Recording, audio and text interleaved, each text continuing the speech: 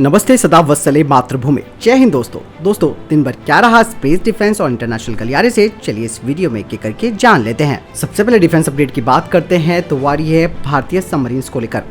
भारत 3 परमाणु ऊर्जा से चलने वाली अटैक पनडुब्बियों के निर्माण के लिए एक मेगा स्वदेशी परियोजना को मंजूरी देने के लिए तैयार है, जिसके बाद के जो फेसेस होंगे यानी कि चरण होंगे उसमें और 3 पनडुब्बियों के लिए अप्रूवल दिया जाएगा। हिंद महासागर में चीन का मुकाबला करने के लिए लॉन्ग टर्म प्लान के रूप में इसे देखा जा रहा है। सूत्रों ने बताया कि सुरक्षा पर कैबिनेट समिति पनडुब्बी परियोजना के लिए 1 महीने या फिर 2 महीने के अंदर अंतिम मंजूरी देने को तैयार है। इस पूरे प्रोजेक्ट के तहत 6 न्यूक्लियर पावर्ड अटैक सबमरीन्स यानी कि SSN के लिए निर्माण किया जाएगा, जिनका डिस्प्लेसमेंट 6000 टन का होगा, जिन्हें की ship building centre SBC Vizag में निर्माण किया जाएगा। लेकिन फिलहाल 3 को ही अभी मंजूरी दिए जाने की संभावना है, जिसमें पहले स्वदेशी SSN को 2032 के आसपास रोल आउट करने की अनुमति होगी। हालांकि प्रत्येक पनडुब्बी पर 15,000 करोड़ रुपए की लागत आएगी, लेकिन इसके लिए फंडिंग कोई समस्या नहीं है, क्योंकि इसे बनने में कई वक्त लग जाएंगे। भारत इस साल परमाणु बैलिस्टिक मिसाइलों को ले जाने में सक्षम INS अरिहंत से लैस दूसरी परमाणु ऊर्जा से संचालित पनडुब्बी को चालू करेगा। आपको बता दें कि INS अरिहंत को 2018 के अंत में चालू कर दिया गया था। आपको बता दें कि एक SSN में SSBN की तरह स्ट्रैटेजिक रोल नहीं होता है। इसकी बजाय ये दुश्मन के युद्धपोतों और पनडुब्बियों का एक घातक शिकारी पनडुब्बी मानी जाती है। साथ ही भूमि के लक्ष्यों को हिट करने के लिए लंबी दूरी की क्रूज मिसाइलों से भी इसे लैस किया गया है और ये बेहद ही चुपचाप तरीके से दुश्मनों के लक्ष्य को ट्रैक कर सकती है और जब जरूरत पड़े तो उन पर हमला भी कर सकती है। आपको बता दें कि भारत वर्तमान में अप्रैल 2012 से रूस से 10 साल की लीज पर ली गई एक्ला क्लास की सबमरीन INS चक्रा का संचालन करता है। साथ ही भारत ने 2019 में 21,000 करोड़ रुपए की लागत से INS चक्र को बदलने के लिए भी सौदा किया था और यही वजह है कि भारत को निश्चित रूप से अपनी खुद की SSN का निर्माण करने की आवश्यकता है, क्योंकि वो न केवल सस्ते साबित होंगे बल्कि स्थानीय अर्थव्यवस्था भी इससे बढ़ेगी। परमाणु पनडुब्बियां लंबी दूरी के लिए बेहद उपयोगी साबित होती हैं। साथ ही ये कन्वेंशनल डीजल इलेक्ट्रिक पनडुब्बियों की तरह अपनी बैटरियों को रिचार्ज करने के लिए कुछ दिनों में बाहर आने की इनको जरूरत नहीं पड़ती। आपको बता दें कि SSBN का निर्माण PMO के तहत अगली परियोजना है। 6000 टन की INS अरिहंत और INS अरिघात वर्तमान में 750 किलोमीटर की रेंज वाली K-15 परमाणु मिसाइलों से लैस है। इसके बाद जो 2 सबमरीन होंगी वो 7000 टन की विस्थापन वाली होंगी। इसके अलावा भारत 13,500 टन के SSBN की योजना भी बना रहा है, जिसमें की करीबन 3,500 किलोमीटर की स्ट्राइक रेंज वाली नई K-4 मिसाइलें लगाई जाएंगी, जो की लगभग तैयार हो चुकी है। भारत अभी वर्तमान में 12 बढ़ती उम्र वाली डीजल इलेक्ट्रिक पनडुब्बियों का इस्तेमाल कर रहा है और इसमें 3 नई स्कॉर्पियन पनडुब्बियां हैं। चीन के पास पहले से ही 350 युद्धपोतों के साथ दुनिया की सबसे बड़ी नौसेना है, जिसके पास 50 कन्वेंशनल और 10 परमाणु पनडुब्बियां शामिल है। यानी कि भारत की योजना काफी विस्तारित है, क्योंकि भारत नहीं चाहता कि हिंद महासागर यानी कि इंडियन ओशन रीजन में किसी भी तरीके से चीन का प्रभाव बढ़े और यही वजह है कि क्वाड की स्थापना भी कर दी गई है। साथ ही भारत अपनी पनडुब्बियों को एक नए लेवल पर ले जा रहा है और इनको विस्तार करने की योजना बना रहा है। अगली अपडेट भी भारतीय नौसेना को लेकर आ रही है। भारतीय नौसेना को 1 दर्जन से अधिक कंपनियों से प्रतिक्रिया प्राप्त हुई। भारतीय नौसेना अपने युद्धपोतों के लिए लीज पर नए यूटिलिटी हेलीकॉप्टर लेने का विचार कर रही है और जिसमें कि OEM यानी कि ओरिजिनल इक्विपमेंट मैन्युफैक्चरर्स इस क्षेत्र में अपनी महत्वपूर्ण भूमिका को निभाएंगे। भारतीय नौसेना 1960 के दशक के चेतक बेड़े को बदलने के लिए तैयार है। इसीलिए भारत स्ट्रेटेजिक पार्टनरशिप के तहत 111 ऐसे हेलीकॉप्टर को हासिल करने की उसकी योजना है। इसलिए भारतीय नौसेना की स्ट्रेटेजिक पार्टनरशिप के तहत 111 ऐसे हेलीकॉप्टर को हासिल करने की योजना थी, जो किसी वजह से ठंडे बस्ते में चली गई है। अब इस बात को दरकिनार करते हुए नौसेना ने हेलीकॉप्टरों की एक निश्चित संख्या को पट्टे पर लेने का विचार किया है, वो भी 2 साल की अवधि के लिए। और ये हेलीकॉप्टर मल्टी रोल होंगे, जिनका इस्तेमाल कई भूमिकाओं के लिए किया जाएगा।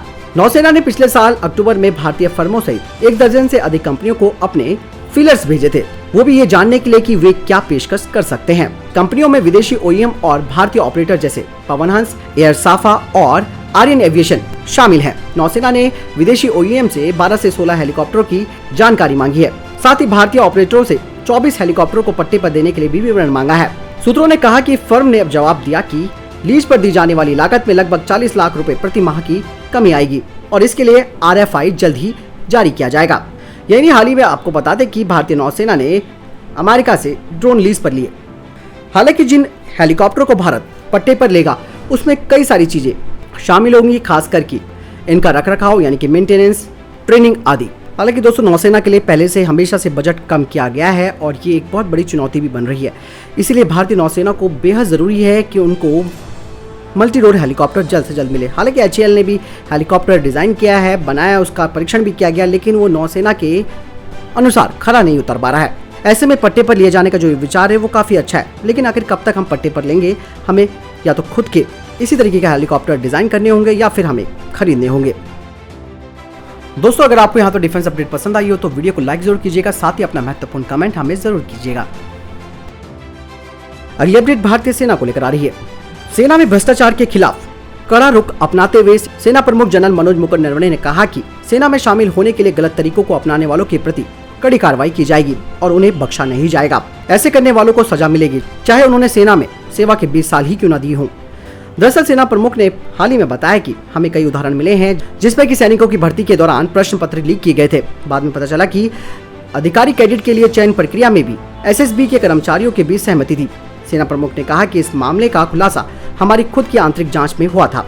उन्होंने कहा कि फिलहाल हम इस मामले की जांच कर रहे हैं। साथ ही ये भी चेतावनी दी कि अगर हमें जानकारी मिलती है कि सेना में सेवा दे रहे कोई व्यक्ति अनुचित तरीके से किसी का दाखिला करा रहा है तो उसकी सेवाओं को भी समाप्त किया जाएगा और उसके विरुद्ध कड़ी कार्रवाई भी की जाएगी। दोस्तों, सेना में भर्ती होने का मतलब यही होता है कि काबिलियत का होना, और काबिलियत बहुत ज़रूरी होती है। और अगर इस तरीके से, गलत तरीके से अगर कोई व्यक्ति सेना में भर्ती होता है तो आप समझ सकते हैं वो देश के साथ कितना बड़ा खिलवाड़ है। तो ऐसे में जो सेना प्रमुख है उन्होंने ये बात साफ तौर पर क्लियर कर दी कि ऐसे लोगों को बख्शा नहीं जाएगा, चाहे वो सेना का अधिकारी ही क्यों ना हो और उसने 20 साल तक सेवा भी क्यों ना दे दी हो। इनके खिलाफ कड़ी कार्रवाई की जाएगी, क्योंकि सेना अनुशासन मांगती है, ना कि। राफेल लड़ाकू जेट को लेकर भारत में फ्रांस के राजदूत इमैनुअल लेनिन ने कहा कि ये बहुत गर्व की बात है कि हम कोरोना के बावजूद भी अपने शेड्यूल से पहले ही राफेल लड़ाकू जेट की डिलीवरी कर रहे हैं। अभी भारत को 21 राफेल देने हैं, जिनमें से 11 राफेल भेजे जा चुके हैं, 3 बुधवार को भेजे जा रहे हैं और 5 अप्रैल के आखिरी तक भेज दिए जाएंगे। और 2022 में फ्रांस भारत को कुल 36 राफेल। लद्दाख में लंबे वक्त से चल रहे भारत चीन गतिरोध पर आर्मी चीफ MM नरवणे ने कहा कि हम किसी भी क्षेत्र में नहीं हारे हैं, हम उसी जगह पर हैं जहां हम इस बात को शुरू करने से पहले थे। उन्होंने कहा कि हमने एक भी इंच जमीन नहीं खोई है। साथ ही उन्होंने कहा कि LOC के दूसरी तरफ अभी भी आतंकी कैंप और इंफ्रास्ट्रक्चर मौजूद है। आगे उन्होंने बताया कि आतंकवाद को कम करने के लिए शिविरों को खत्म करना होगा। ये केवल तभी होगा जब बर्फ पिघलेगी। अगली अपडेट म्यांमार और भारत को लेकर आ रही है। HAL ने म्यांमार और Stockholm International Peace and Research Institute arm transfer database पर एक स्वतंत्र अंतर्राष्ट्रीय फैक्ट फाइंडिंग मिशन के द्वारा तैयार की गई संयुक्त राष्ट्र मानव अधिकार परिषद यानी कि UNHRC की रिपोर्ट को खारिज कर दिया है। इस रिपोर्ट में दावा किया गया था कि भारतीय एरोस्पेस और रक्षा कंपनियों ने म्यांमार के साथ रक्षा कारोबार किया था। रिपोर्ट में कहा गया है कि HAL साल 2017 से 19 के दौरान म्यांमार की सेना के लिए प्रमुख आपूर्तिकर्ताओं में से एक था। रिपोर्ट की प्रतिक्रिया देते हुए HAL के प्रवक्ता ने कहा कि ये तथ्यात्मक रूप से गलत है।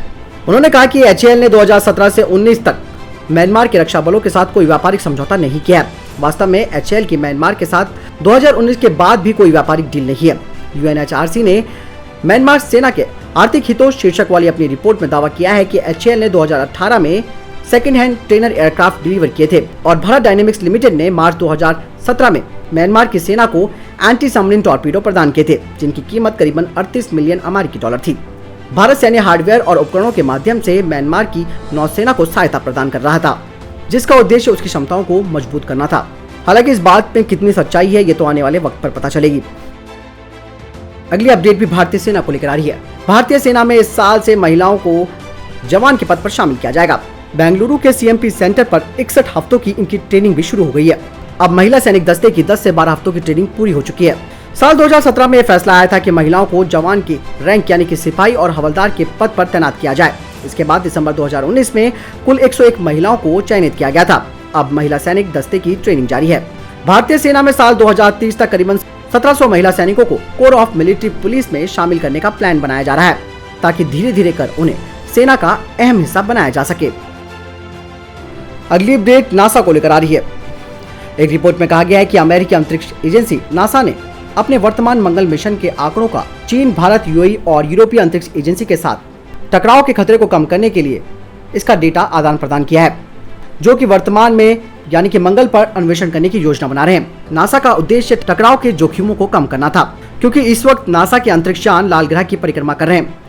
नासा ने कहा है कि हमारे संबंधित मिशनों की सुरक्षा को सुनिश्चित करने के लिए नासा, संयुक्त अरब अमीरात, यूरोपीय अंतरिक्ष एजेंसी, इसरो और चीन को मंगल से जुड़े डेटा को साझा कर रहा है, जिसमें कि सभी मंगल ग्रह के चारों ओर की कक्षा में उनके अपने अंतरिक्षयान है।